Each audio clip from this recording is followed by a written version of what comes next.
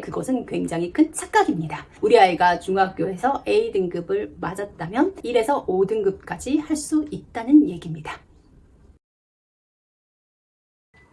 아이들 첫 번째 시험이 끝이 났습니다. 어때요? 시험 결과 만족하시나요?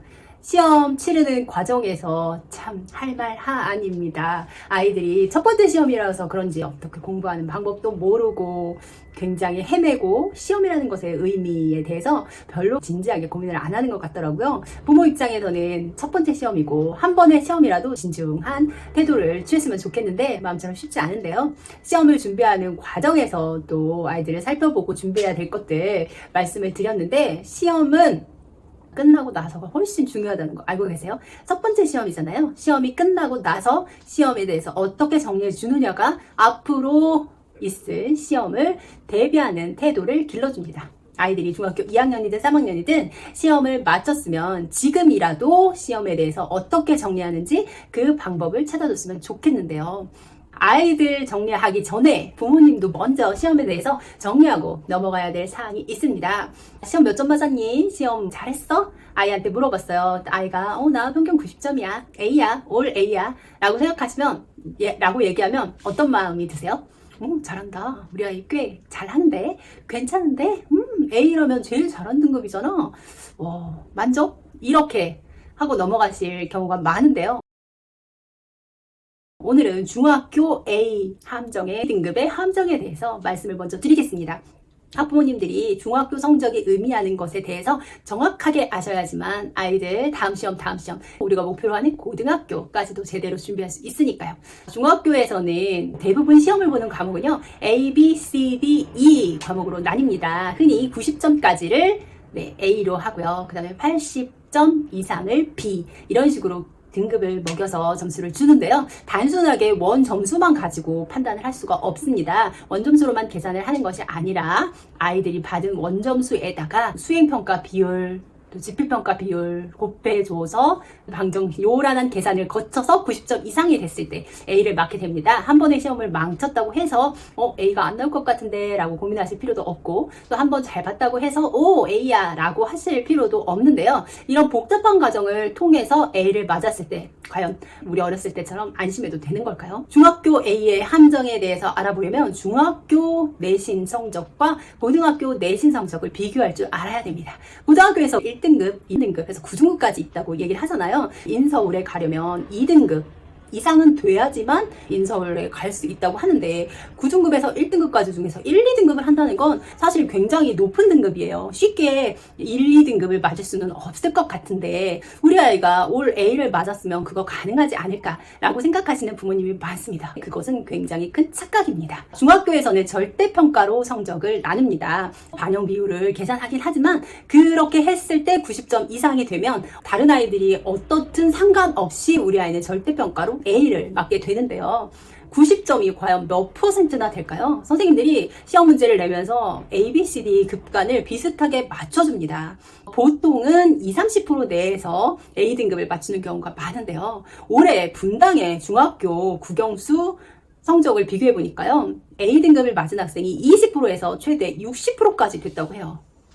분당 지역의 25개 중학교 학업 성취도 A등급 비율을 살펴보니 국어는 20에서 66%, 수학은 18에서 64%, 영어는 16에서 72%가 A등급에 해당이 됐습니다. 가장 급간이 많이 나는 영어 같은 경우는요. 72%가 A를 맞은 거예요. 90점 이상을 맞은 거죠. 100명 중에 70등을 해도 A를 맞은 거예요. 중학교에서는 성적표가 몇 명 중에 몇 등 이렇게 나오지 않아요. 아이가 전체 학년에서 몇 등을 했는지는 알 수가 없거든요. 이렇게 A등급이 높게 나오는 상황에서 고등학교에 간다고 생각해보세요. 고등학교의 1등급은 몇 프로일까요? 4% 이내입니다.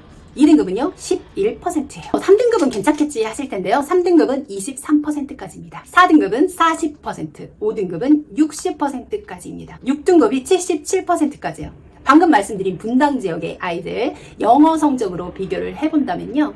5등급까지가 A를 맞은 거예요. 역으로 생각해 볼 때 우리 아이가 중학교에서 A등급을 맞았다면 네, 그렇습니다. 1에서 5등급까지 할 수 있다는 얘기입니다. 네, 분당 지역이 이번에 좀 심했다고 하면 보통 30%까지 라고 볼 때는 어떨까요? 그러면 1등급에서 3등급 혹은 4등급까지가 해당이 되는 겁니다. A를 맞으면 당연히 우리 아이가 1, 2등급 하는 거 아니었어? 라는 착각에 빠지실 텐데요. 그런 생각부터 바꾸셔야 된다는 거예요. A를 맞았다고 해도 최상위급이 아닌 이상 90점에 간당간당 하는 경우는요, 4등급에 해당하는 점수를 맞는다는 겁니다. 결코 A를 맞는다는 것이 중학교에서 공부를 퍼펙트하게 하는 것을 의미한 것은 아니다 라는 것을 정확하게 짚고 넘어가는 게 좋습니다. 중학교 성적을 보실 때 그냥 뭐 국어도 85점, 역사도 85점 이러면 뭐 잘했네 라고 생각하실 수 있지만요, 고등학교에 가면 몇 시간을 배우느냐에 따라서 중요도가 달라집니다. 국어 같은 경우에 일주일에 4시간을 배워요. 4단이다. 그러면 그만큼 비율이 늘어나게 되는 거죠. 그렇기 때문에 우리가 보통 국영수 사과를 중요하다고 말하는 거예요. 똑같이 국어에서 85점을 맞고 역사에서 85점을 맞은 게 중학교에서는 B등급이 될 수 있지만 고등학교에 갔을 때는 국어 점수를 높게 받는 아이가 역사 점수를 높게 받는 아이보다 등급을 따는 것이 유리하다는 겁니다. 공부를 할 때 아이들이 국영수 위주로 공부를 한다는 것, 요 포인트도 하나 짚고 가야 되겠죠? 결국 A등급이라고 해서 모두 안심할 수는 없다. 물론 B등급, C등급 받는 친구들도 있으니까 A등급 받는 거 잘하긴 한 거지만 고등학교 대비 현실적으로 한번 살펴보자는 얘기입니다. 두 번째는요, 시험이 끝나고 났을 때 우리 아이가 어떤 과목 시험을 잘 봤는지 못 봤는지를 한번 따져보셔야 됩니다. 국어, 영어, 수학은 그럭저럭 잘 나왔어요. 그런데 역사나 과학 과목의 성적이 떨어진 거라면 뭐라고 판단할 수 있겠죠? 아이가 이해하는 과목은 잘하고 있구나. 암기를 게을리했구나. 라고 판단할 수 있겠죠. 반대로 국영수 과목은 점수가 낮은데 역사나 과학처럼 암기 과목이 점수가 높은 경우는 벼락치기를 했구나. 라는 것을 짐작하실 수 있어야 됩니다. 다른 과목보다도 이해 위주로 공부할 수 있는 과목은 평소에도 계속 꾸준히 학원을 다니든 학교 공부를 하든 성실하게 쌓아온 과목이잖아요. 그 과목에서 구멍이 없는지를 한번 체크해 보셔야 돼요. 아이의 공부 패턴이 성적에 그대로 나타납니다. 성적은 거짓말을 하지 않습니다. 성적을 보면서 패턴을 판단해 보세요. 그 패턴을 판단하면서 아이가 거기에서 배울 점을 찾아가는 게 굉장히 중요합니다. 보통 아이들 시험 끝나면 어떡하죠? 친구들하고 같이 놀러 갑니다. 시험지는요, 점수 준 채로 그냥 내버려두고 끝이에요. 그런 아이는 발전하기가 쉽지 않습니다. 분명히 시험이라는 것은 내가 알고 모르고를 측정하는 거죠. 정말 모르는 부분이 있었을 때, 이해가 되지 않았을 때 그 부분을 찾아내서 다시 정리해서 내 것으로 만드는 과정이 굉장히 중요해요. 아이들은 그냥 내가 A를 받았어, 성적이 잘 나왔어, 그럼 끝!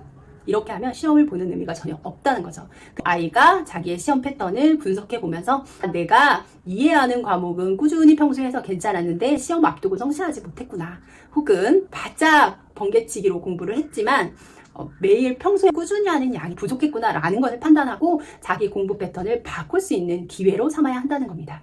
시험이 끝났으니까 그냥 됐다, 이제 나는 할 일을 다 했다 라고 놓아버린다면 시험에서 배울 수 있는 것이 없다는 것.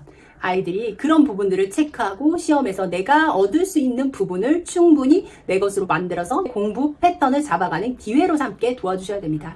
아이가 시험이 끝났다고 해서 고생했어, A 맞았어, 잘했어, 됐어 라고 하실 게 아니라요, 이렇게 면밀하게 시험 성적을 분석하면서 앞으로 아이가 공부를 하는 방향을 잡아 나가는데 분명히 도움을 받으시기 바랍니다. 중학교부터 아이가 어떻게 공부를 해 나가야 될지 방향을 잡아가고 자기가 스스로 계획을 짜고 궤도를 잡는 것이 중요해요. 그래야지만 고등학교에서도 자기 스스로 자기한테 필요한 공부를 찾아서 할 수 있으니까요. 시험을 통해서 그것을 연습하는 기회로 삼아주세요. 시험 성적 받은 것, 그 점수가 중요한 게 아니라요, 그 점수 안에서 해석하고 배워나가야 할 것들이 분명히 있다는 것을 잊지 않으셨으면 좋겠습니다. 시험이 끝났다고 해서 아이들은 이제 체육대회다, 수련회다, 소풍이다, 현장학습이다 많이 들뜰 텐데요. 분명히 잡아야 할 포인트는 잡고 가야 된다는 점 명심하셨으면 좋겠습니다. 오늘은 시험 후 시험에서 배울 수 있는 것에 대한 이야기였습니다. 중학탐구 생활입니다.